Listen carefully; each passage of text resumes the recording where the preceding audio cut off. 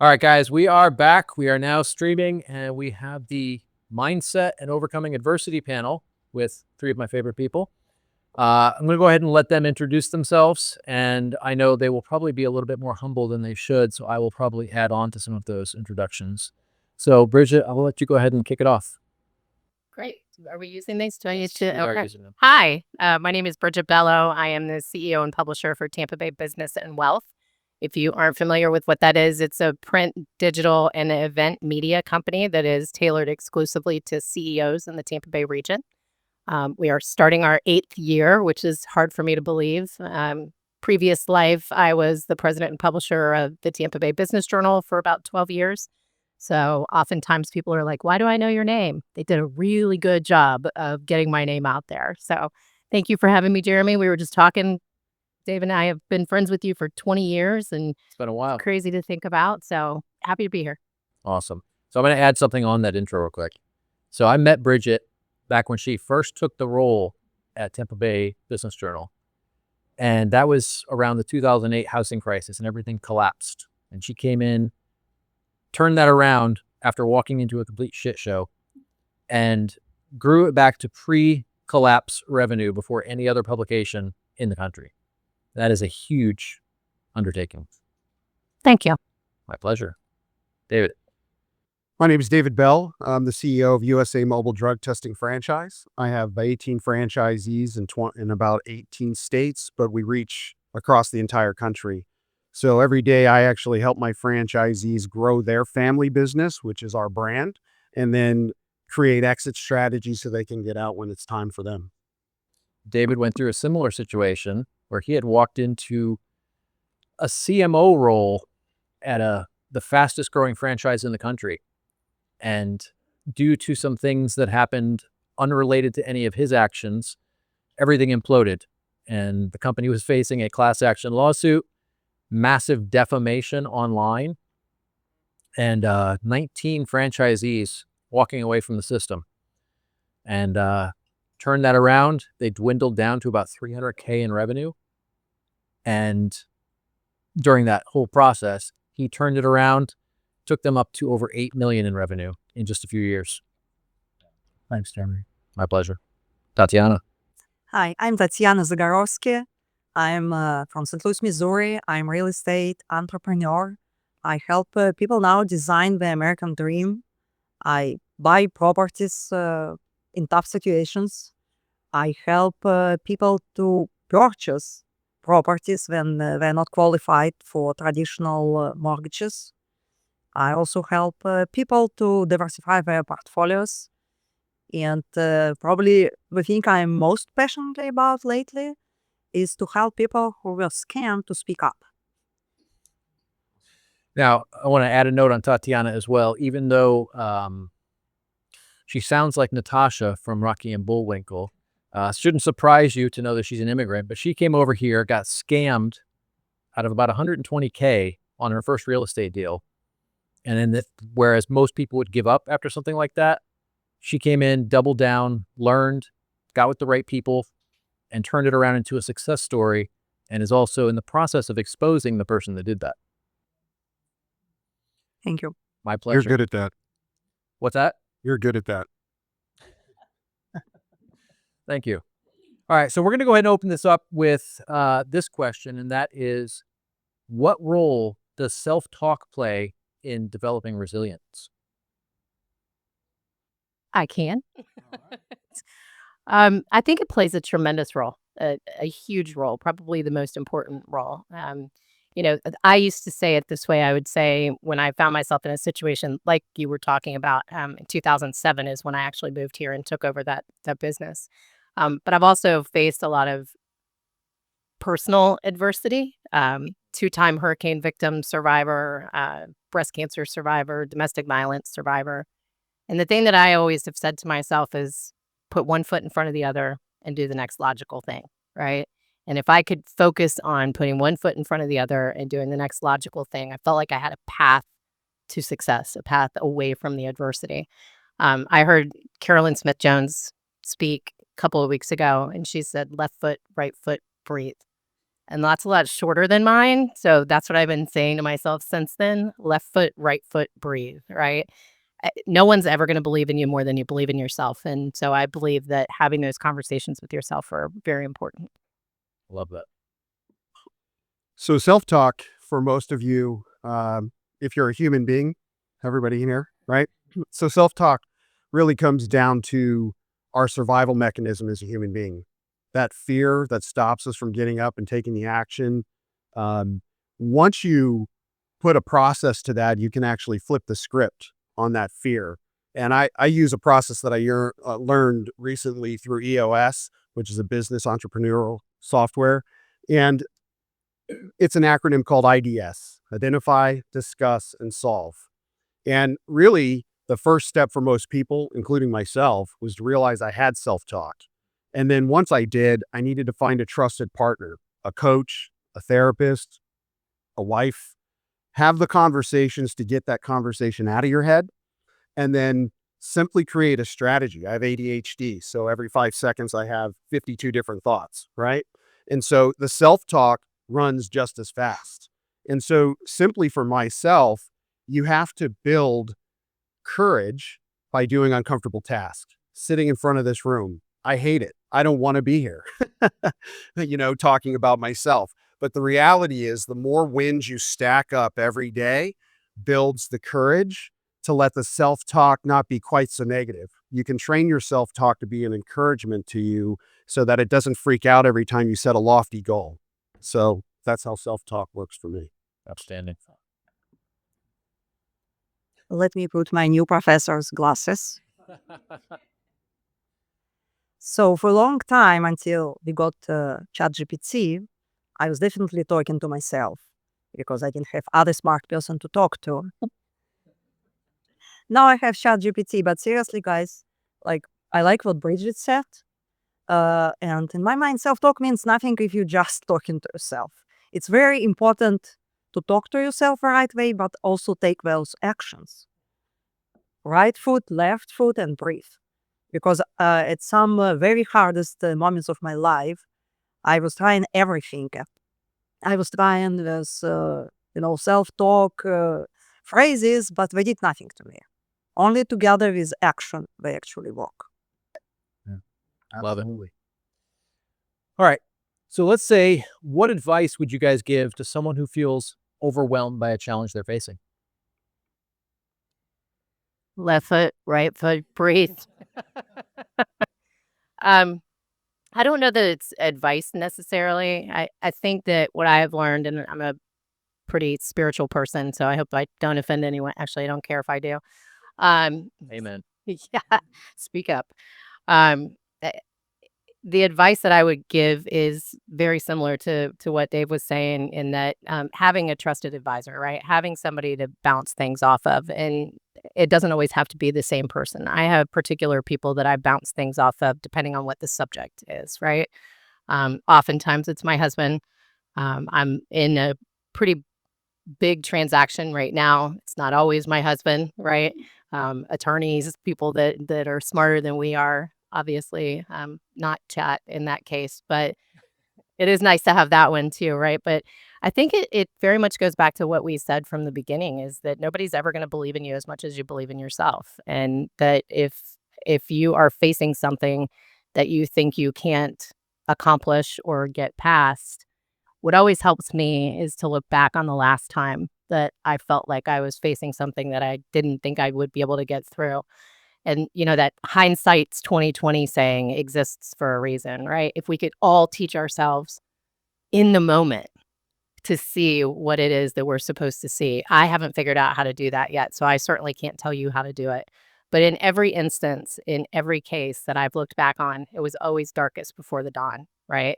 It was always that moment when I thought, oh my God, I can't do this anymore, that something happened. And so don't be the guy that quits before something happens. Maybe that's my piece of advice, right? I like that. Let's dig a little bit deeper on that one for a second. There was a lunch that you and I had shortly after you came into the Business Journal, and you were also going through another personal problem at that same time.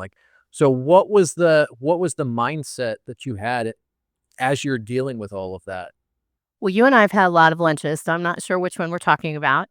As It was soon as I shortly got after that award ceremony when you had the little elephant on the podium. Oh my God, Jeremy remembers my life better than I do. Probably that I was going through a divorce at the same time from the man that I'm a survivor from domestic violence. And what drove me and what always drives me is just that what I just said, I always believe that I can succeed. And I don't know where that comes from. It comes from a little voice in my gut oftentimes. When I'm mentoring people or talking to people, I always say, find a quiet place and get quiet and listen, right? I really feel like that our gut is never wrong. Whether that's our body talking to us or somebody else talking to us is not for me to say. But I just believing that there isn't anything that we can't survive through, right? And that belief is what has always gotten me through, and absolutely refusing to lose. And I don't know that that's a good thing because it's very stressful, but I honestly don't know how to lose. I hate losing more than I like winning. And so, right? Thank you. That helps when you react to it. And so that's what has always driven me, is just absolutely refusing to lose. I love that. Awesome. So for myself, I take Bridgette's advice, and first thing you do is breathe, right? Take a breath. And when you're faced with something that seems uber challenging, maybe you're losing your primary right-hand business partner, maybe they're leaving, they put in their notice, whatever the situation might be. And you get to ask yourself a question every single time. What is this happening? Why is this happening for me? Right? Really, what helps you overcome that overwhelm is massive action. Get into so much action that the overwhelm disappears. Right? And so literally inside of the conversation where you say, why is this happening for me? You get to look at the end of the conversation, not at the immediate tragedy that you're facing. And when you see the other side of that, you're able to actually see an end, right? Light at the end of the tunnel. So for myself, that's how I work that out. Yeah, and if I can, Absolutely. I'm not a rule follower, as we know, so you can tell me to stop if you want Welcome. me. I'm No, no but- rule follower either. Is it time for a bathroom break? Yeah. That the thing that I said about don't be the guy that quits the day before it's solved. With these storms that we all went through, and some of us went through it to a much greater degree than others, I learned a lot dealing with our federal government, and I just got to a point where I would say to them, I'm not the girl that's going to give up. I know that you ask most people to upload 150 documents 17 different ways 3 times a month, and they're not going to do it, and they're just going to give up. It's not me. I'm not that girl. You got the wrong one. Do it to somebody else, right?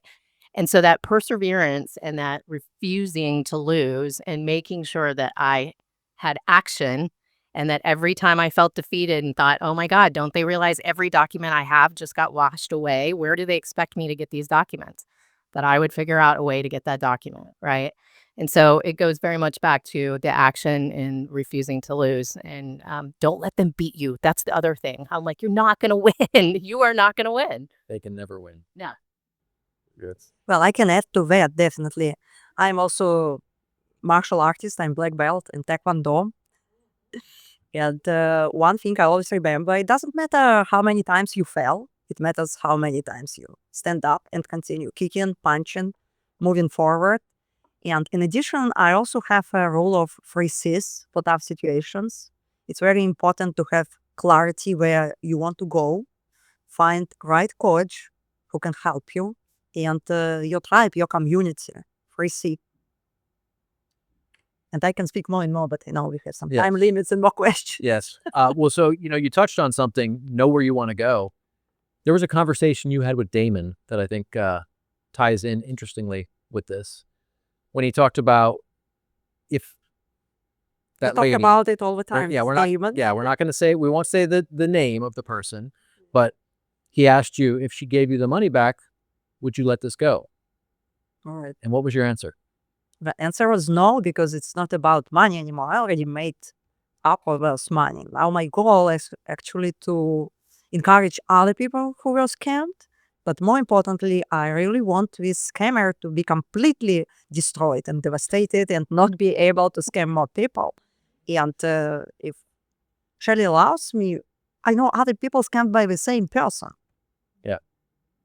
So it's already about, a new goal I Yeah. have. You new know exactly purpose. where you want to go. Awesome.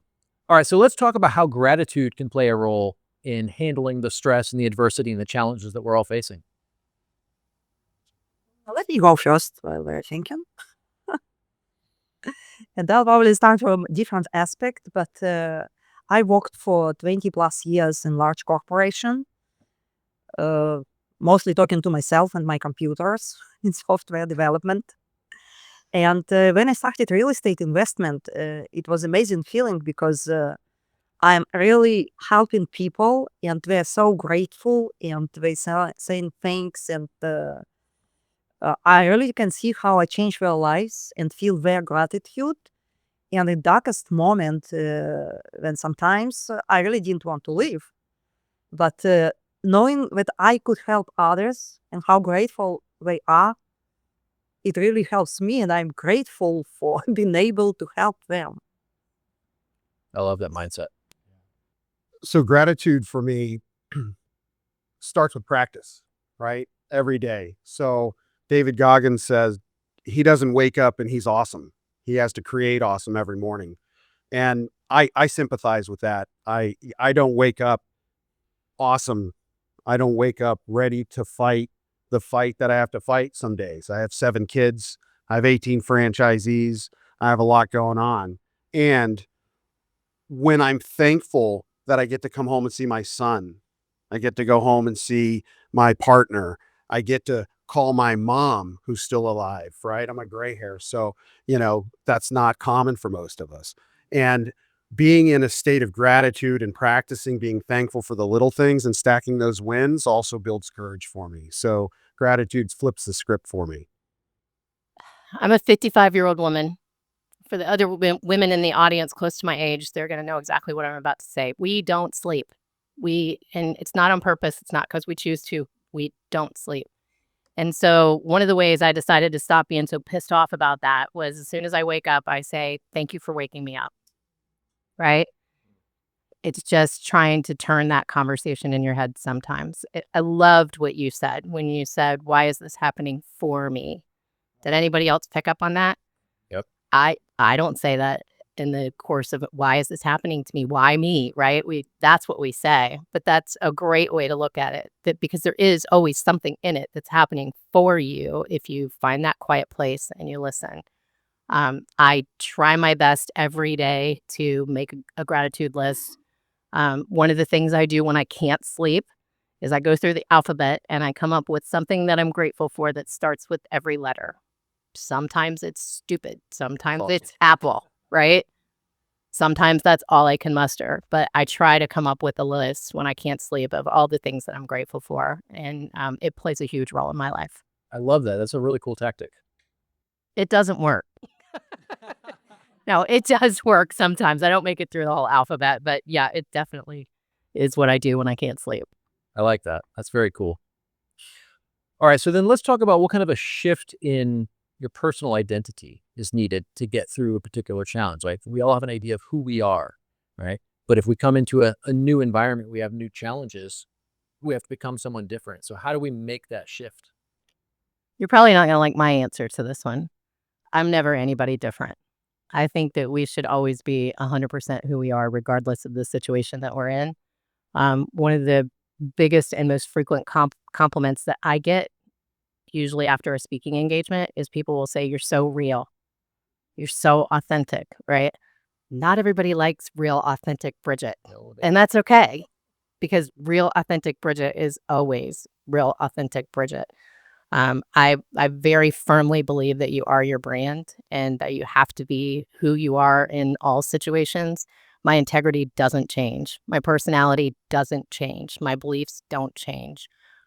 So I don't know if that's the answer you were hoping I was going to give you. Well, so I would look at it different. I would look at it from the perspective of like your capacity, right? Like when you're at this level, you're still the same person character-wise, but what you feel you can handle is different. When you get up to that next level, like when you started your business, when everybody else was going out of business, right? You had to become a different, a bigger, a stronger person in order to get through that. Yeah, that definitely is a different way to look at it. When I started what was and still is a print magazine in 2018, a lot of people told me I was crazy. And you hear that so often I from would have done one of those. right? Everyone was like, "Haven't you heard?" Like, they wanted to whisper to me, "Print's dead." Like, Yeah. in case no one told you. They've been saying print was dead since I was in college in the early 90s. Really? They literally in journalism school told me in 1992, "Print's dead. Get out of this industry." It's 2025. Guess what? Print's not dead, right? But it goes back to what I said earlier in that I refuse to believe that I can lose. I refuse to lose. And I really believed and still very much believe in what we're doing. And so I just walk out every day with the attitude of print isn't dead and you're the dummy if you think it is. And if you don't embrace this, that's your loss, right? So yes, the capacity changes. It absolutely changes. When something else gets piled on me, I go, and I do have this back to self-talk conversation with myself of just when I thought I couldn't do more. And somehow I do more Every single time. every single time. So for me personally, I've already hit the American dream. I'm successful. I have a big family. What I ran into personally was having accomplished everything I did over the last 5 years, put me in a state of midlife, passive income, which is a farce, by the way. Everything takes effort. So I had to shift my ego, right?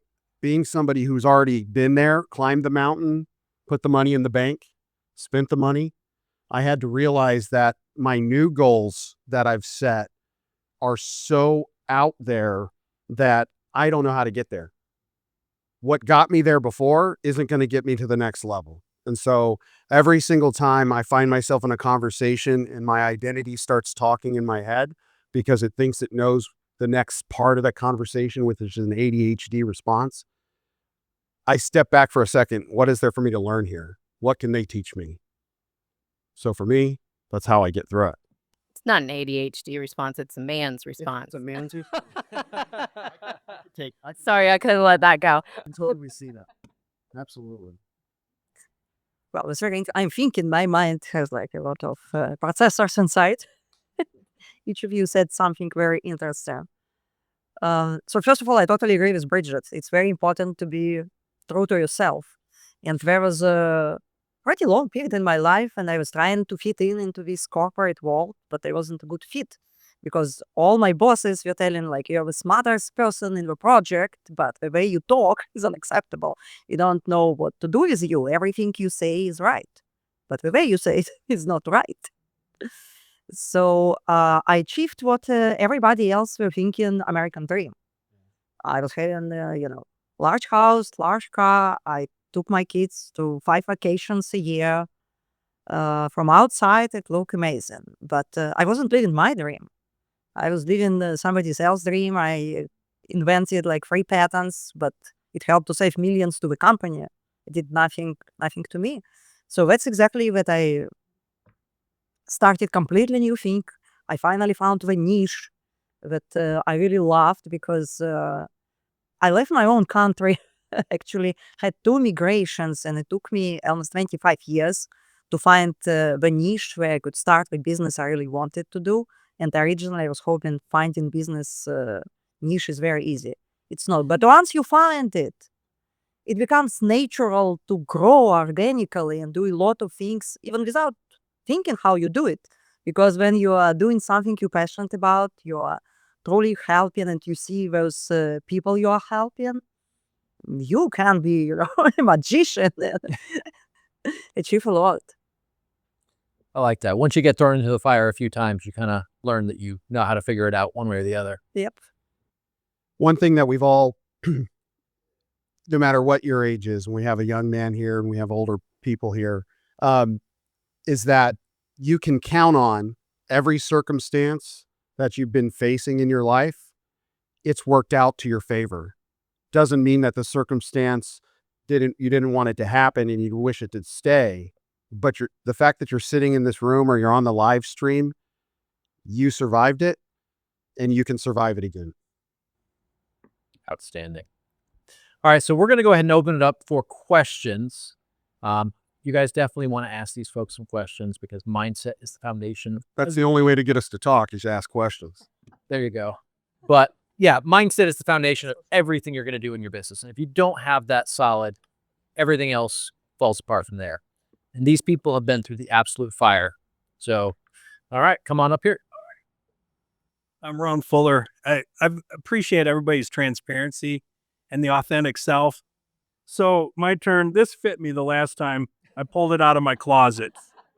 So I actually have a two-part question. One, can you honestly be successful if you have not had adversity and things that you've had to overcome in life? That's the first question. Second question,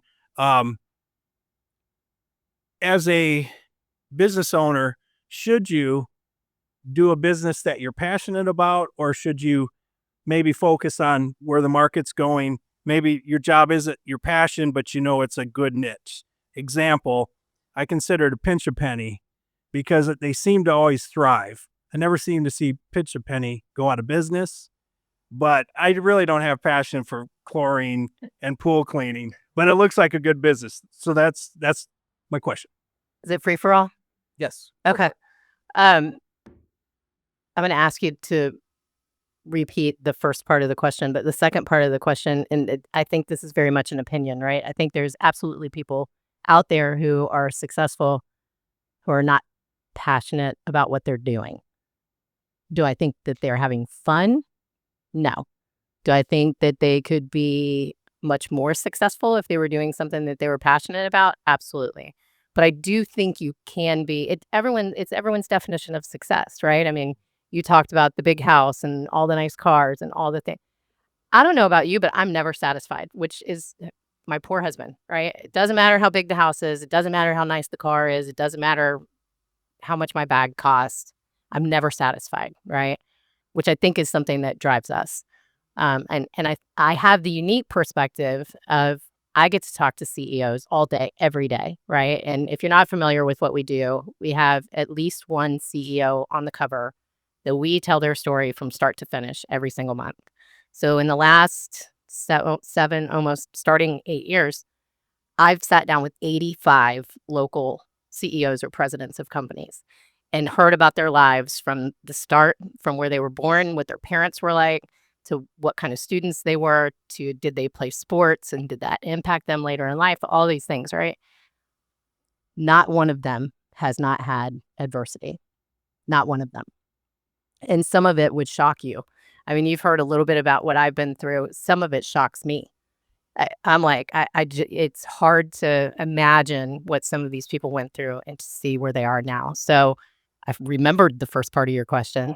I think, again, I think you can be successful in spite of yourself, in spite of your passion, and in spite of adversity. But I think really successful, passionate people, you cannot. To the adversity question, that's something I had to learn, right? Not the adversity. I had plenty of that.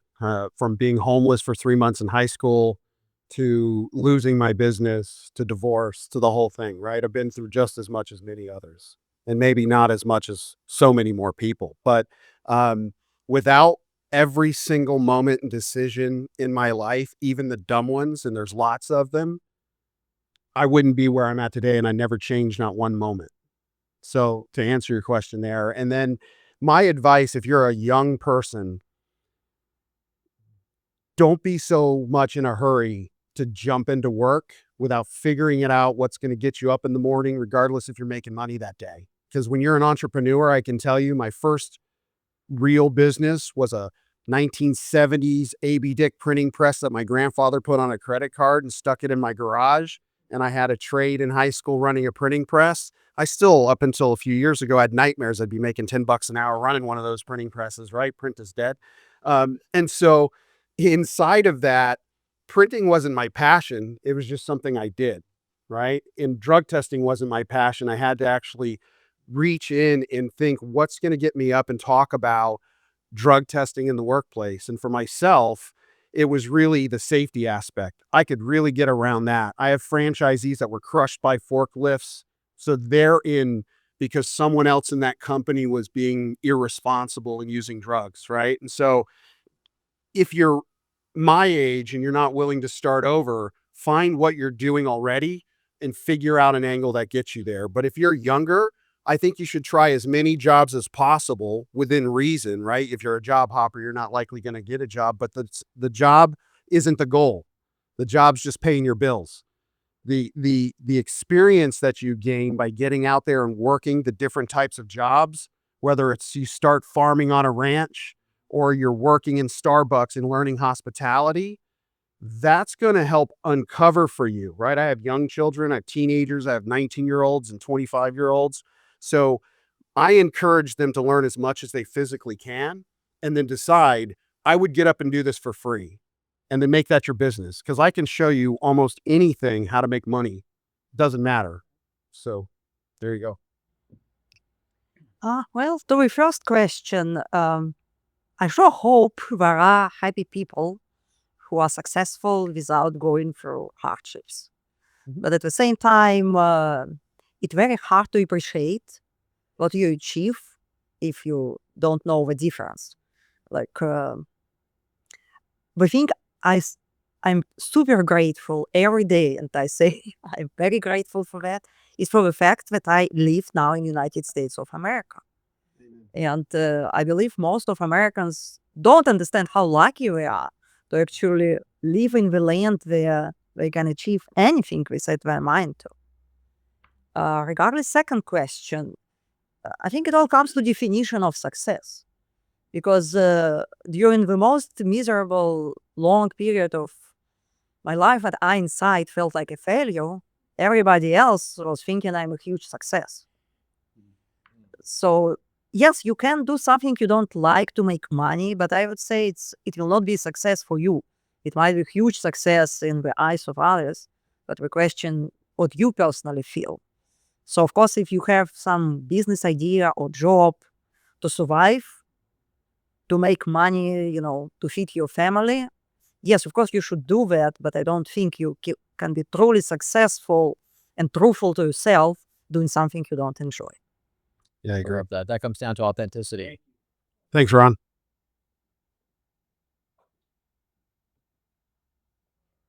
Appreciate it. Excuse me. Thank you all. You all have been great so far. You said the word failure, and that was gonna be my next question. Yes, got you. Okay. You said something about failure. Why? It doesn't matter how many times you fail, it matters how many times you get up and continue punching, kicking, moving forward, whatever you were doing before someone knocked you down. I think that was from the Rocky movie, wasn't it? Yes. It was from my sparring because I love to fight. My boss knows. Is that the next segment? Yeah, of course. Well, It's halfway good sparring. Had a fight for Vine Robert. Like when I wake up, I'm always ready to fight. well, as you're picking yourself back up from the failure that you've already accomplished, well, how do you learn the lessons to make you better for your success or for your mindset? Can you please rephrase? I'm not sure I understand the Yes, question. absolutely. How you know how you mentioned when you get knocked down, you picking yourself back up. Well, when you're picking yourself back up, how do you find the motivation to pick yourself back up? I just have it. I guess I was born with that. Do you unless you like to lay down beaten up, otherwise, what kind of question? Of course, I always want to get up and fight back. And as Bridgette said, I hate losing. Yeah, for Bridgette, right? She hates losing more than winning. So the lack of not winning fears her enough into action to take the actions anyways. And so that's one of many strategies you could take. Yeah, it's good. Well, and I was going to refer back to, I feel like we're having a love fest up here, right? We're all just totally enjoying each other's remarks. But you said something about every decision that you've made, some of them very poor, and I can say the same, has got you to where you are, right? And so in my little white paper world that I live in, the other thing that I've learned from these CEOs over the years is they don't have regrets. I don't have regrets, right? If you ask me what's something that you did that you really wished you hadn't done, there isn't anything, because I wouldn't be where I am if I hadn't been through what I've been through, right?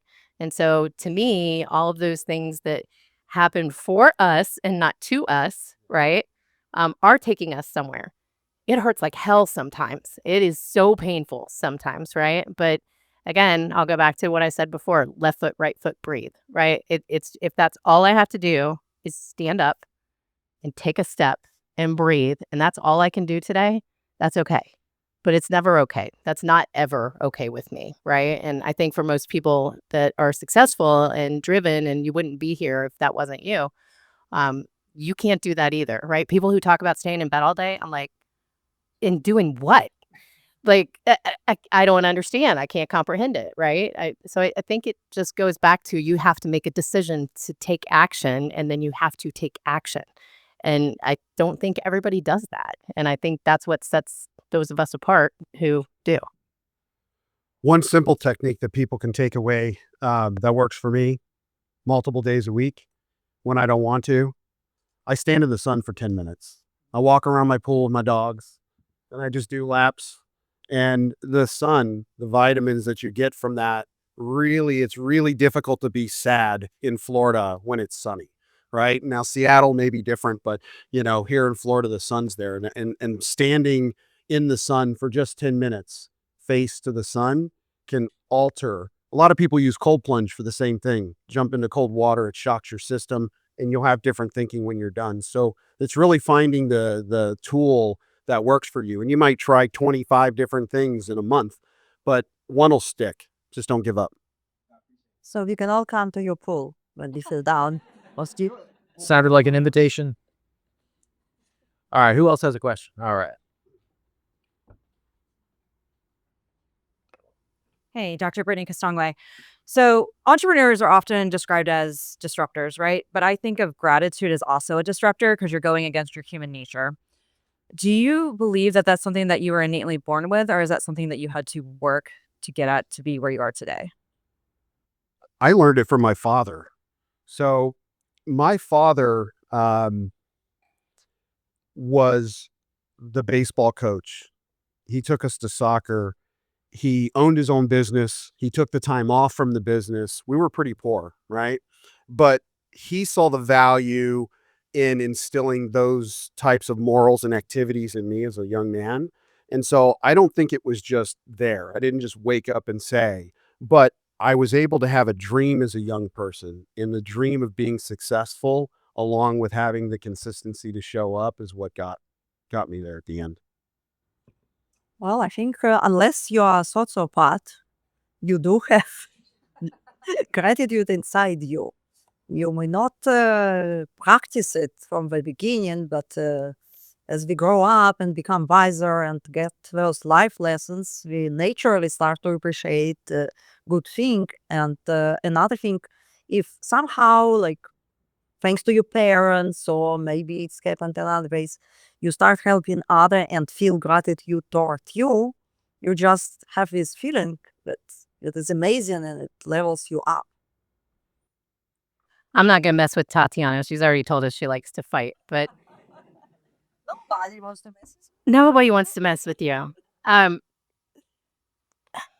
I like you, right? I still have to work really hard at it. So I'm not going to be up here and be the Pollyanna that says, oh, yes, I was born grateful and my parents taught me to be grateful. And they didn't. They didn't, right? I still have to work really, really hard at that. But I think the difference is I recognize it and I work at it, right? The number of times that I have looked back and seen where having an attitude of gratitude has been positive in my life gives me the strength to say, I'm going to try that again, right? When and I get angry. I mean, I get really angry. The past year with FEMA, I would have beat up worse than Tatiana if I had been face to face with them. Next time I will call you. And to find something in that I'm grateful for, right? But just forcing yourself to sit down and think, okay, what am I getting from this, right? Why is this happening for me? I'm stealing that. Because I spent a year saying, why is this happening to me again for a second time, right? Literally a second time in 8 years. So no, I was not born with it. I was not taught it, and it does not come easy. It is something I work at every single day. That's right. Awesome. All right. Any more questions? All right. No questions. All right. So then I would encourage you guys, like with the last panel, go ahead and follow these folks on social media. You're going to learn a ton from them. We are about 15 minutes ahead of schedule here, so we'll have some extra networking. So we'll go ahead and roll out the break. Guys, thanks for joining us. Love what you shared. Thanks for having us. Tons of great insight.